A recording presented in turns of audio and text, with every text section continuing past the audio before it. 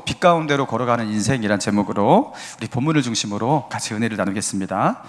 자, 다윗은 자신의 아들 압살롬에게 배신을 당합니다. 압살롬은 4년 동안 백성들의 마음을 훔치죠.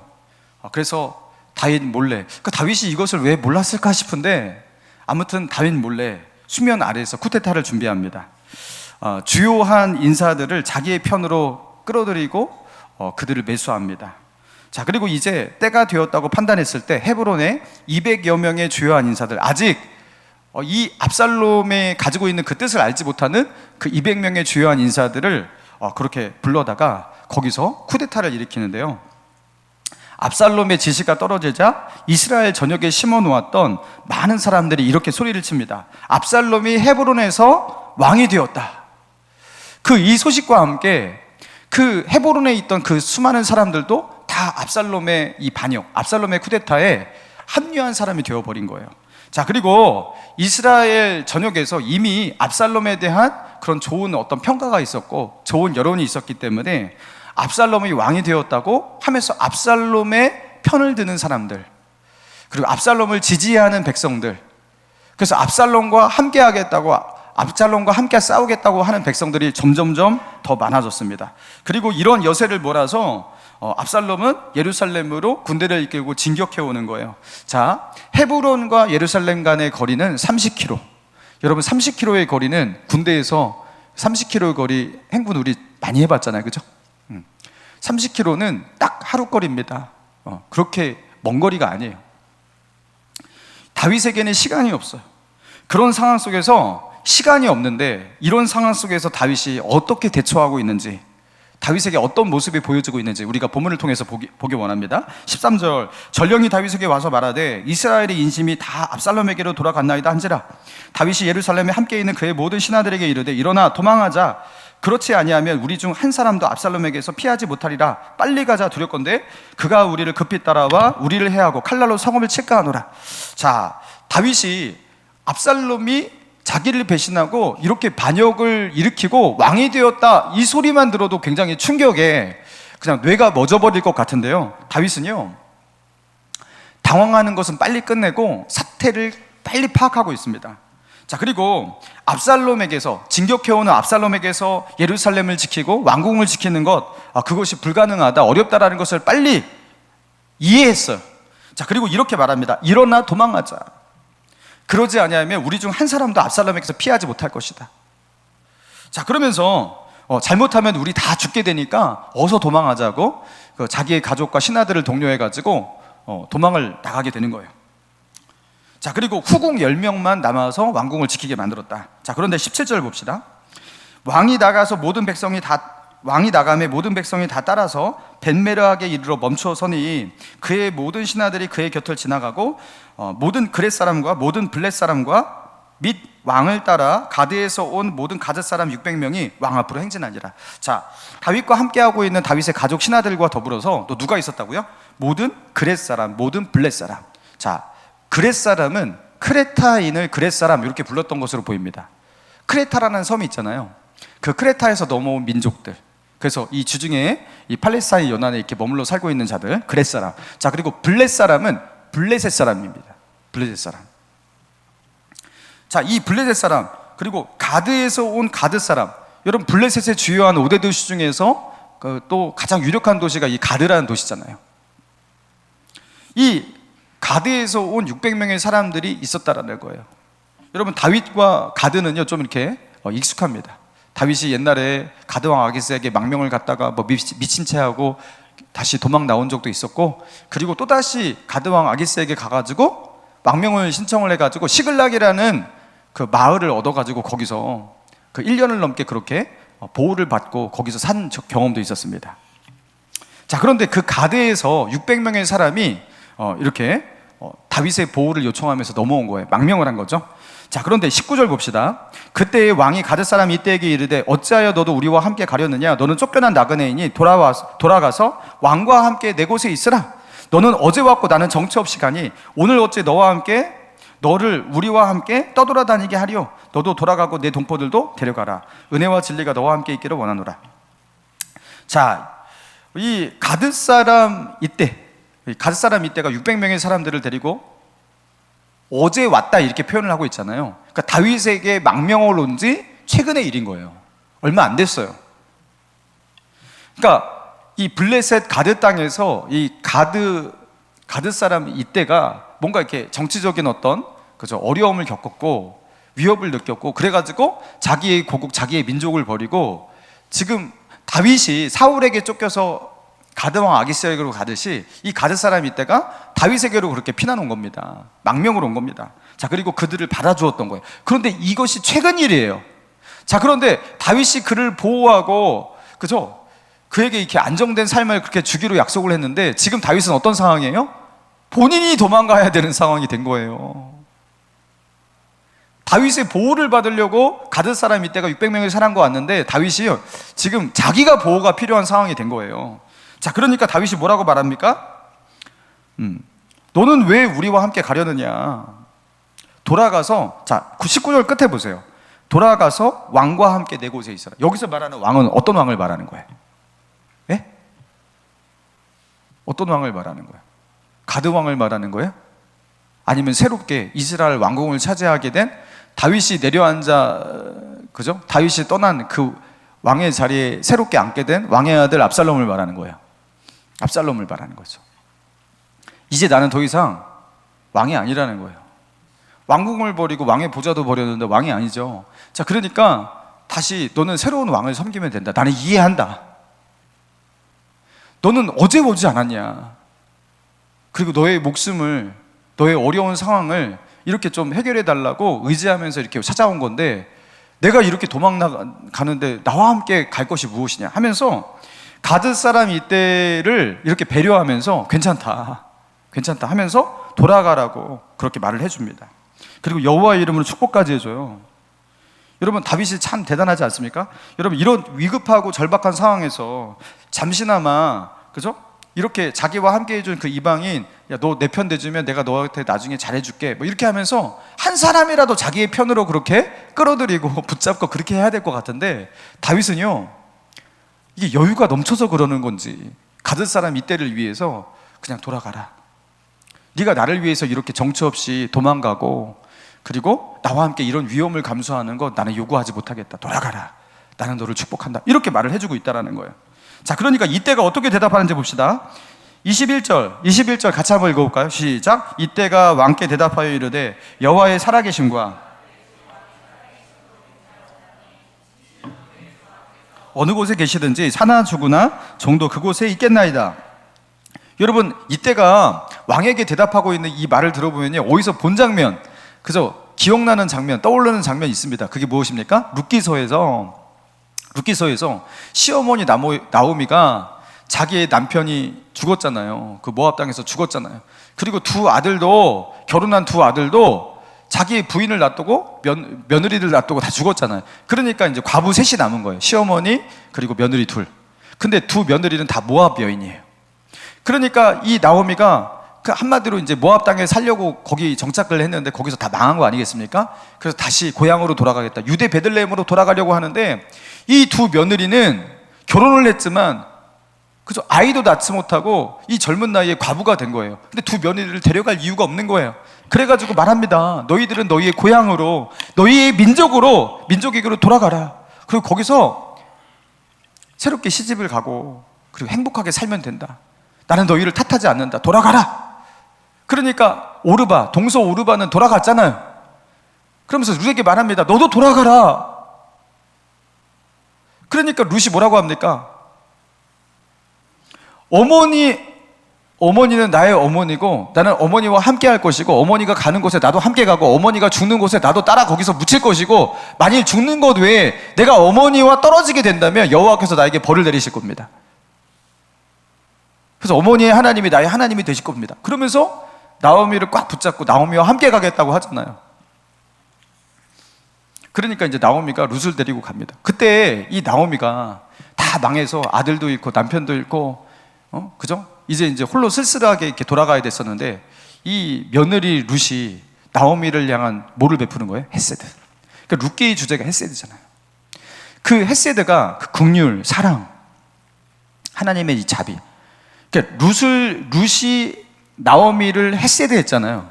근데 그것이 하나님이 그 나오미를 향해서 가지고 있는 그 헤세드의 마음이, 그죠? 룻을 통해서 그렇게 전달이 된 거죠. 그리고 그 헤세드를 받았던 그 나오미, 그죠? 헤세드를 경험했던 나오미, 다시 그 헤세드를 룻에게 이렇게 베푸잖아요. 그 누구를 통해서? 보아스를 통해서. 여러분, 지금 이때가 그죠? 뭔가 블레셋에서 어떤 위험한 일이 있어가지고 이렇게 망명을 왔습니다. 다윗이 받아주었어요. 헤세드죠. 그런데 자기가 이 가드 사람 이때를 지킬 수 있는 상황이 아니에요. 그리고 그에게 자기를 지켜달라고 그렇게 요구하기도 너무 그래요. 그래갖고 그를 놓아줍니다. 돌아가라. 네가 나 때문에 위험을 감수할 필요가 없다. 돌아가라. 나는 너를 축복한다. 헤세드죠, 이것도. 그러니까 이때가 다시 어떻게 합니까?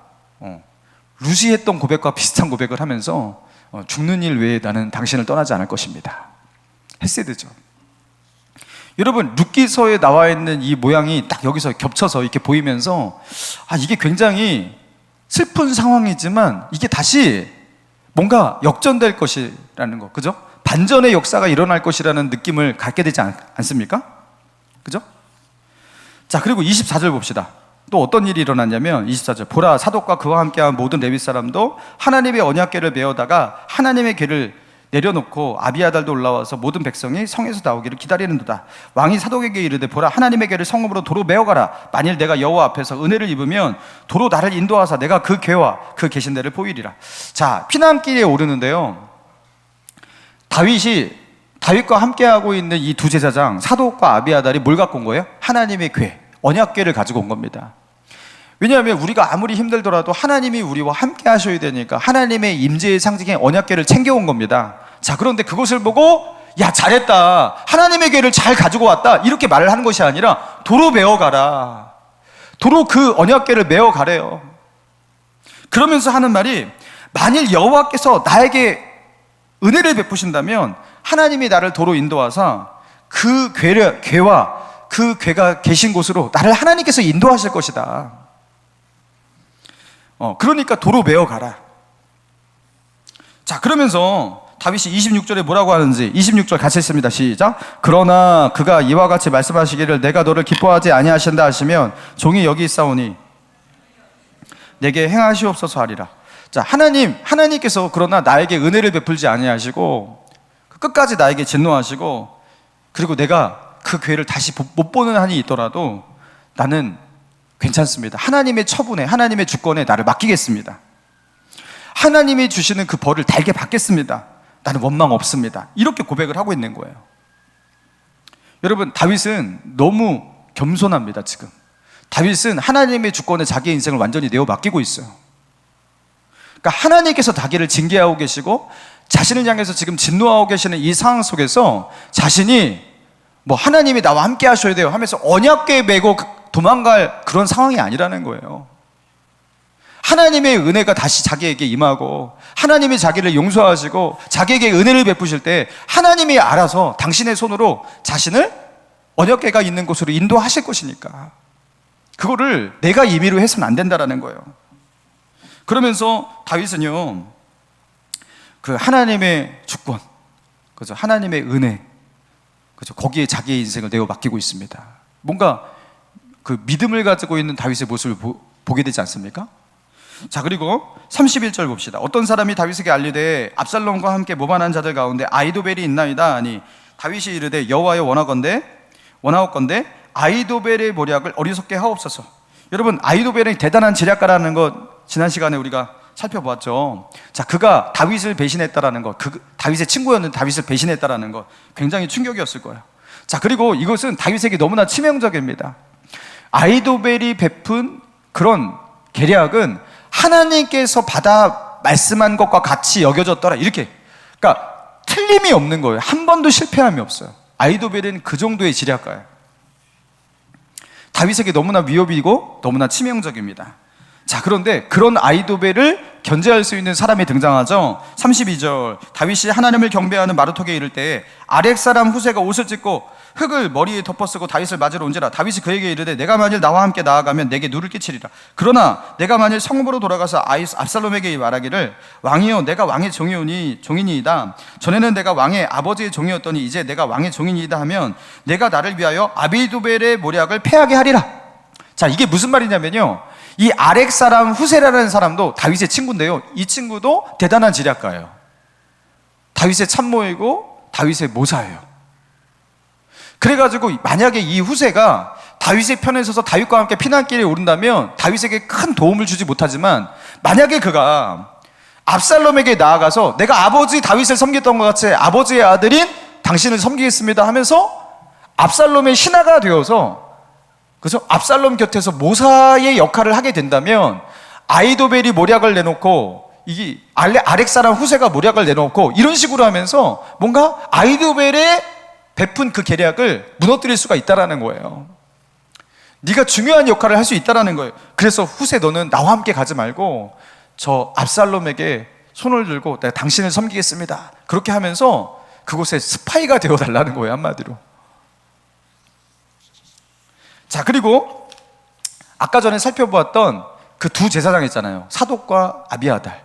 두 사람도 언약궤와 함께 예루살렘 궁으로 다시 들어가게 됩니다. 그러면서 그죠? 예루살렘 안에는 거기에서 일어나는 중요한 정보들, 그죠? 동태를 파악할 수 있는 그런 사람들, 이거들을 이제 다시 다윗이 심어놓게 된 거예요. 사랑하는 성도 여러분, 오늘 이 본문을 통해서 하나님은 우리에게 무엇을 말씀하고 계시는 것입니까? 여러분, 다윗은 이제 예전의 다윗이 아니에요. 자, 여기서 말하는 예전의 다윗이란, 다윗이 그죠? 이렇게 궁궐에서 아래로 내다보다가 그 여인을 탐하게 되고 자기의 충직한 신하의 아내를 그렇게 빼앗은 거 아니겠습니까? 그런 아주 우둔한, 영적으로 분별력 없는 그런 행동을 했던 다윗. 자, 그리고 그로 인해서 하나님의 징계를 받아가지고 그에게 재앙이 일어나는데, 암논이 그의 여동생, 그죠? 압살롬의 동생 다말을 범하잖아요. 아주 끔찍한 일을 벌입니다. 근데 다윗은 그런 이야기를 듣고서도 화 한 번 내고 끝냈어요. 아무런 조치를 취하지 않아요. 그래서 다말의 오빠, 오라버니 압살롬이 자기가 나서서 심판해야겠다, 그러면서 참극이 일어난 거예요. 암논이 그래서 죽은 겁니다. 그리고 압살롬이 아버지를 볼 면목이 없어가지고 3년 동안 그술 땅에 도망가 있잖아요. 근데 다윗은 그 압살롬을 보고 싶어 하면서도 부르지를 못합니다. 그러한 상황을 요압이 알고서 요압이 이렇게 압살롬을 부를 수 있는 명분을 주잖아요. 마지못해서 압살롬을 부릅니다. 불렀는데 만나주지를 않아요. 2년 동안 만나주질 않아요. 그러면서 압살롬과 다윗은 완전히 갈라서죠. 나중에 둘이 입 맞추고 뭐 화해를 하듯이 하지만 사실은 그건 표면적인 것이고 둘은 완전히 갈라선 겁니다. 압살롬은 다윗을 아버지로 인정하지 않습니다. 이 지경까지 됐어요. 그리고 압살롬은 4년 동안 쿠데타를 준비하고 아버지를 몰아내고 자기가 왕이 될 준비를 했던 거예요. 그리고 4년 동안 이런 준비를 하면서 백성의 마음을 훔치고 주요한 인사들을 로비해서 자기 편으로 끌어들이고 매수하고 이런 일들을 4년 동안 벌이고 있는데 다윗은 아무것도 몰라요. 이런 대혼란이 일어나고 있는데도 다윗은 아무것도 몰라고 어떠한 조치도 취하지 못하고 그대로 당하고 있는 다윗. 여러분, 그래서 예전에 우리 몇 주 전에 우리가 살펴보았잖아요. 죄는 우리를 어떻게 만든다? 무기력하게 만든다. 다윗은 아무것도 하지를 못해요. 아무것도. 어떠한 분별력도 없고, 그렇죠? 영적인 리더십 전혀 발휘하지 못하고, 이런 환란 속에서 이런 재앙들을 아무것도 막아서지 못하고, 여러분, 그런 다윗을 보게 되었습니다. 그런데 그 다윗이 온데간데 없고 오늘 본문에서는 다윗이 달라졌다라는 거예요. 여러분, 다윗은요 지금 압살롬이 쳐들어오고 있는데요, 그 상황 가운데서 굉장히 기민하게 대처를 합니다. 예전에는 그 자녀들이 지금 막 이런 일들을 막 벌이고 그럴 때도 아무것도 몰랐던 다윗인데 지금은 굉장히 기민하게 대처를 합니다. 아, 여기 있으면 우리 죽는다. 그래서 왕궁을 떠나서 도망가죠. 우물쭈물하지 않습니다. 자, 그리고 또 어떻게 합니까? 다윗은 리더십을 보입니다. 리더십. 그리고 자기의 사람들을 그렇게 챙겨요. 자, 어떻게 챙기냐면 이때 가드 사람 이때, 여러분, 그 사람을 지금 위할 때냐고요, 다윗이. 여러분, 가드 사람 이때를 위해서 야, 너 그냥 돌아가라, 너는 아니야 하면서 그 가드 사람 이때를 붙잡아야지 그렇게 돌려보낼 때예요. 근데 그럼에도 불구하고 다윗은 그 사람을 배려합니다. 다윗에게 영혼이 보이고 있다는 거예요. 다윗에게는 지금 영혼이 보이고 있다는 거예요. 그게 헷세를 베풉니다. 그러니까 헷세대를 받잖아요. 자, 그리고 또 어떤 일이 있습니까? 네. 그 하나님의 교회, 하나님께서 나에게 은혜를 베푸신다면 내가 이 언약궤를 가지고 내가 여기도 가고 저기도 가고 피난길에 언약궤를 가지고 가야 되는 것이 아니라 하나님이 나를 이 궤가 있는 곳으로 인도하실 것이다.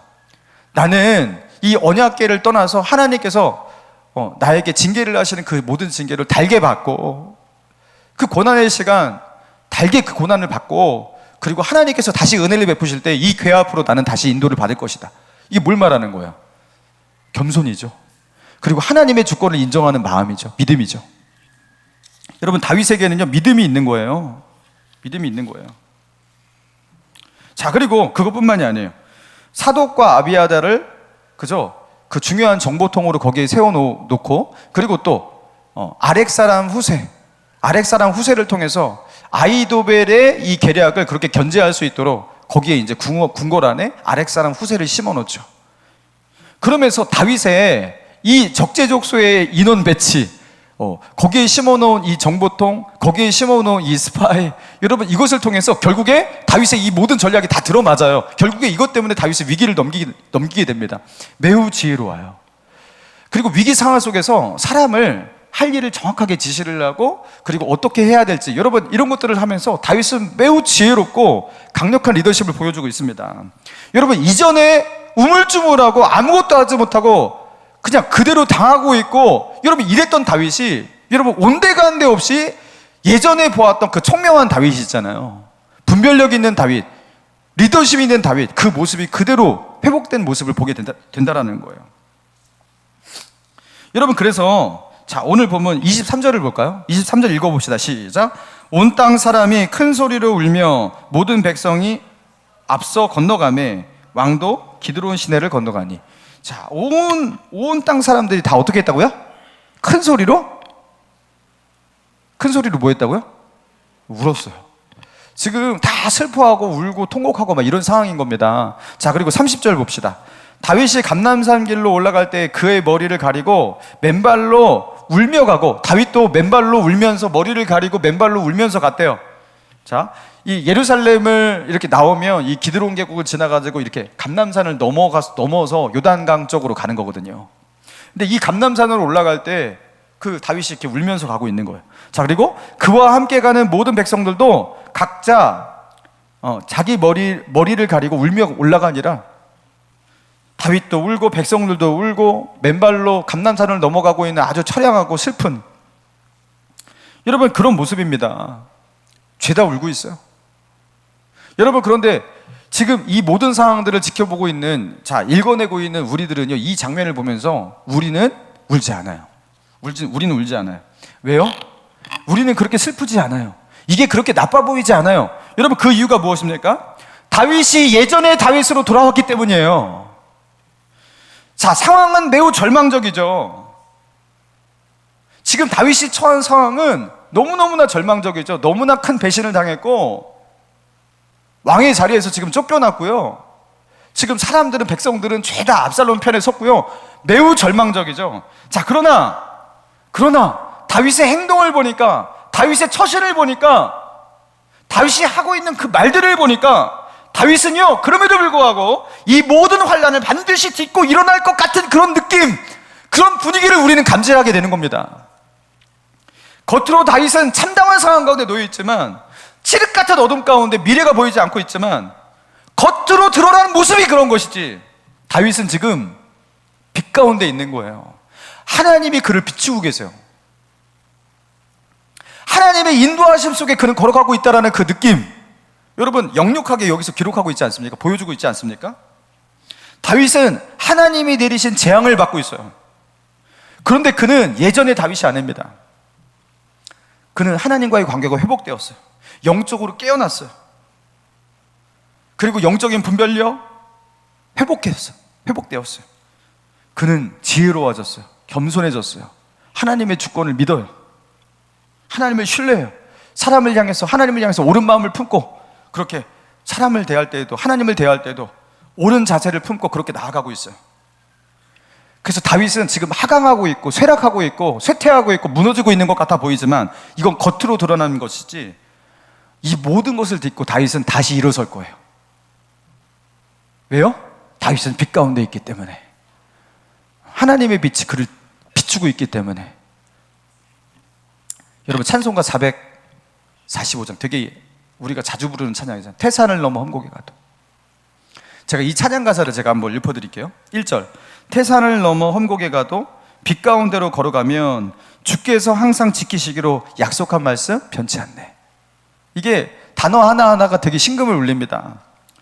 태산을 넘어 험곡에 가도, 이게 상황인 거예요. 자, 그리고 2절, 캄캄한 밤에 다닐지라도. 어디서 다닌다고? 캄캄한 밤에, 앞이 안 보이는 캄캄한 밤.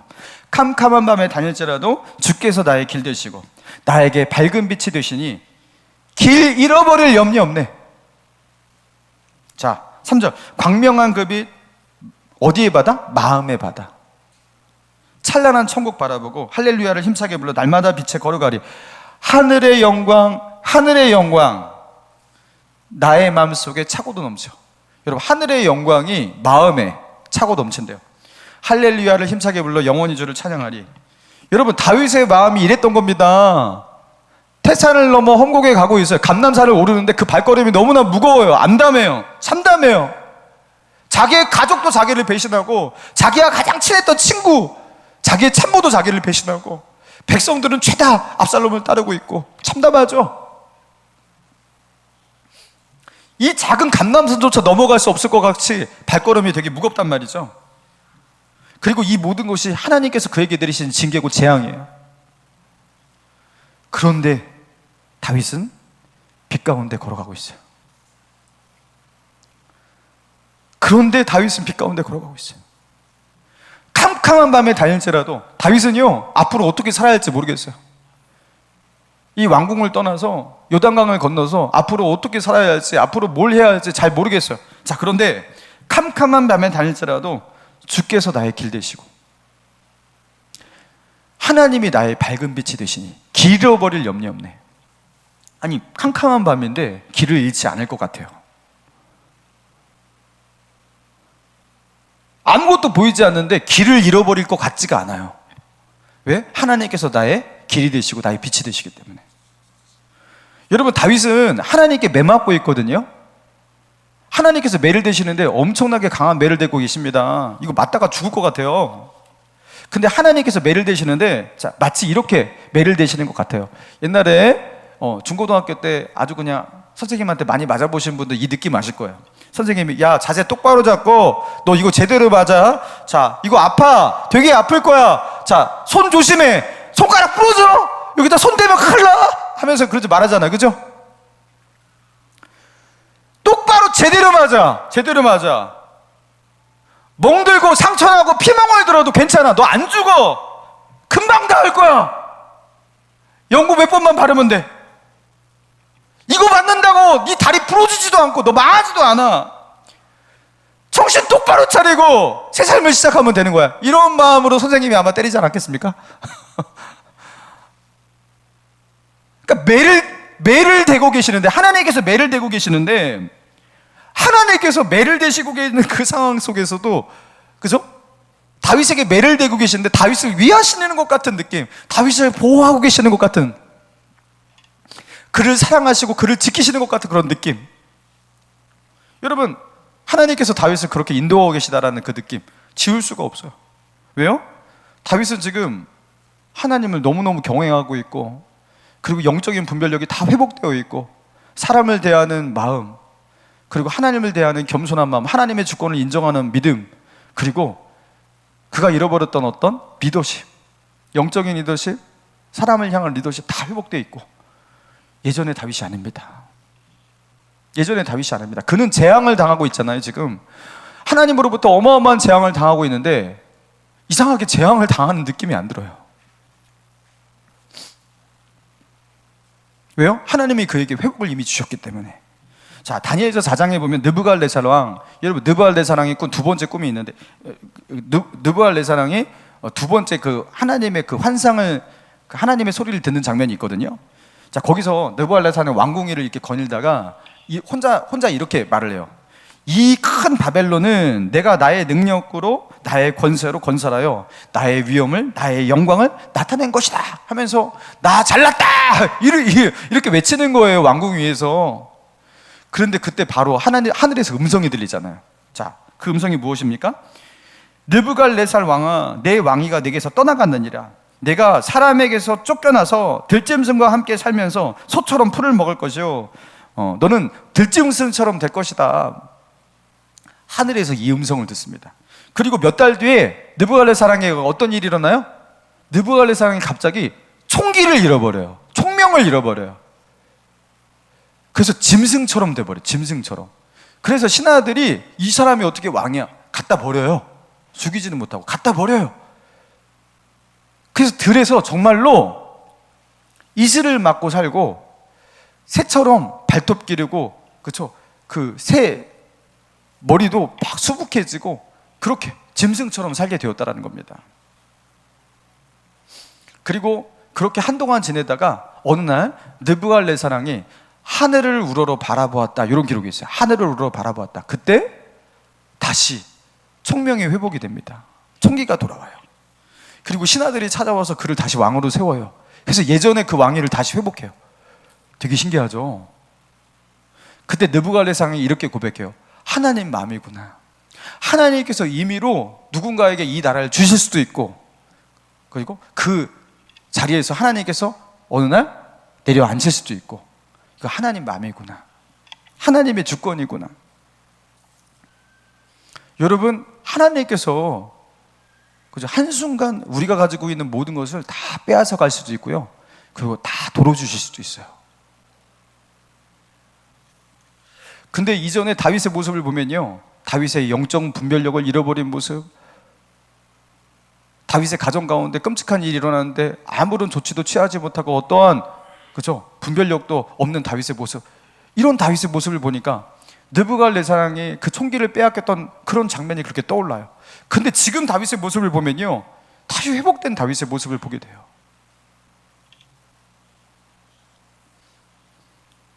그는 하나님의 주권을 믿고 있습니다. 그리고 그 앞에서 겸손합니다. 이전에 가지고 있었던 그런 기민함, 영적인 민감함 다 회복되었어요. 그는 재앙을 당하고 있지만, 컴컴한 어둠 속으로 그렇게 나아가고 있지만 하나님이 비추는 빛이 그에게 임하고 있어요. 그는 왕자를 버리고 예루살렘 궁을 떠나서 이렇게 도망가고 있잖아요. 피난길에 오르고 있습니다.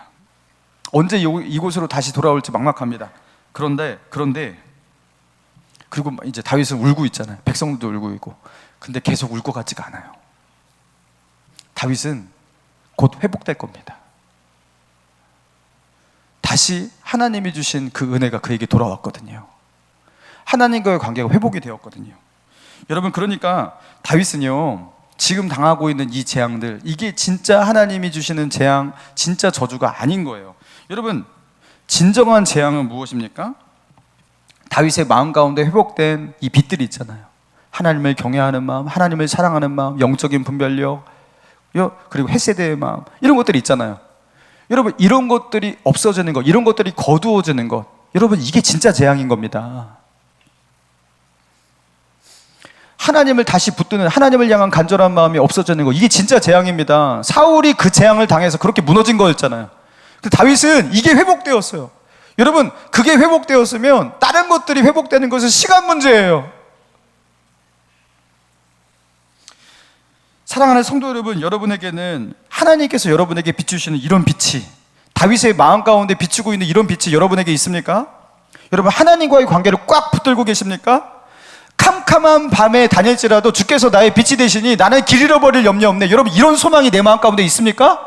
태산을 넘어 황곡에 가도 빛 가운데 걸어가면 하나님께서 나와 함께 하신다는 이 믿음이 있습니까? 하나님과의 관계 속에서 이 자신감이 있기 때문에 내가 어떠한 환란 속에서, 어떠한 어둠 속에서도 나는 이것을 이겨낼 수 있다, 버틸 수 있다, 나는 소망이 있다. 여러분, 이런 마음이 있냐고요. 여러분, 이게 있는 사람은 다윗인 거예요.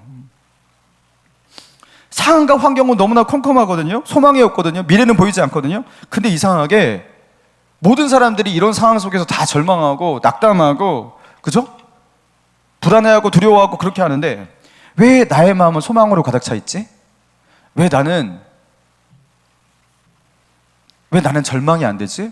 많은 사람들이 여기서 두려워 떨고 불안해하고 낙심하고 주저앉고 우울하고, 그런데 왜 나는 여기서 그렇게 절망이 되지가 않지? 이런 거요. 여러분, 이게 뭔지 여러분 이해하고 계십니까? 제가 20대 때 집에서 쫓겨나가지고 그런 상황 가운데 있을 때 그 빛이 저에게도 있었어요. 절망이 안 돼요. 이상하게 낙심도 안 돼요.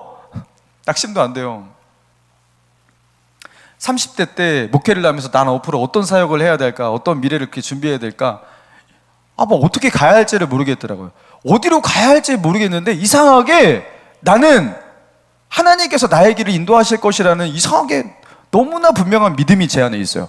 너무나 분명한 소망이 있어요. 교회를 개척하고서 이거 앞으로 어떻게 해야 할지, 내가 담임 목사로 이걸 잘 할 수 있을지, 이 책임을 감당할 수 있을지 막막할 때, 그때도 뭔가 불안하고 두려운 마음이 있지만 그 마음 가운데 하나님을 향한 굳건한 어떤 믿음이 있어요. 소망이 있어요. 하나님께서 이 교회를 책임지신다, 나의 사역을 하나님께서 붙들고 계시다, 이 소망이 있어요. 여러분, 이게 빛입니다. 태산을 넘어 홍곡에 가도 빛 가운데로 걸어가고 있는 그 빛입니다. 캄캄한 어둠 가운데 다니는데 이상하게 길을 잃어버릴 것 같지 않은 그 빛입니다. 여러분, 다윗이 인생 최대의 위기를 겪고 있잖아요. 자기 아들에게 지금 죽임을 당할 수 있는 그런, 그냥 너무나 수치스럽고, 그죠? 너무나 모멸감을 느끼게 만들고, 그리고 자기와 함께했던 많은 사람들이 자기를 배신하고, 여러분, 이런 참담한 상황 가운데 있거든요. 그런데 이상하게 다윗은 절대로 무너지지 않을 것 같아요. 그에게 빛이 있거든요. 하나님이 내리시는 재앙 속에 있지만 하나님이 그에게 빛을 주고 계시거든요. 사랑하는 성도 여러분, 이 빛이 여러분에게 있습니까?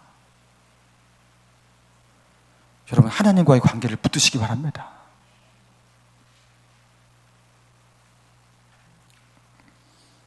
여러분, 하나님과의 관계를 붙드시고 하나님을 의지하시고, 그리고 내가 믿음으로 바로 서게 되고, 하나님을 향해서, 사람을 향해서 그리고 믿음으로 대응하게 되고, 말씀을 붙잡고 있고 기도의 무릎을 꿇고 있고,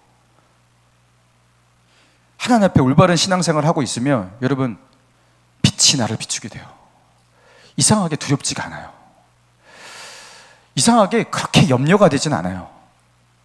이상하게 잘 될 것 같아요. 잘 될 것 같아요. 이 뉘앙스를 여러분 잘 이해하시기 바랍니다. 이게 꼭 뭐 다 좋은 대학 간다, 뭐 잘 풀린다, 이런 느낌이 아니에요. 아무튼 잘 될 것 같아요. 세상이 얼마나 두려운데요. 근데 세상이 꽤 만만하게 보입니다. 감당할 수 있을 것 같아요.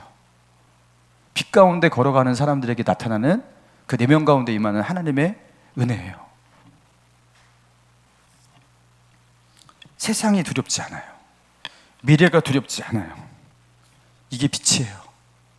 여러분, 이 빛이 여러분에게 있습니까? 이 빛이 없는 것이 재앙이에요. 재앙은 나의 삶에 있어서는 안 되는 이런 문제가 있고, 뭐 결핍이 있고, 어려움이 있고, 사건이 있고, 그게 재앙이 아니라 이 빛이 없는 것이 재앙입니다. 모든 것이 평안해도 이 빛이 내 마음 가운데 없으면 그 사람은 진정한 재앙 속에 놓여 있는 거예요. 환난 속에서도 빛 가운데 걸어갈 수 있는, 주님과의 관계 속에서, 주님의 인도 속에서 살아갈 수 있는 저와 여러분 되시기를 주님의 이름으로 축원합니다. 찬양하고 우리 기도하며 나아갑니다. 태산을 넘어 홍곡에 가도.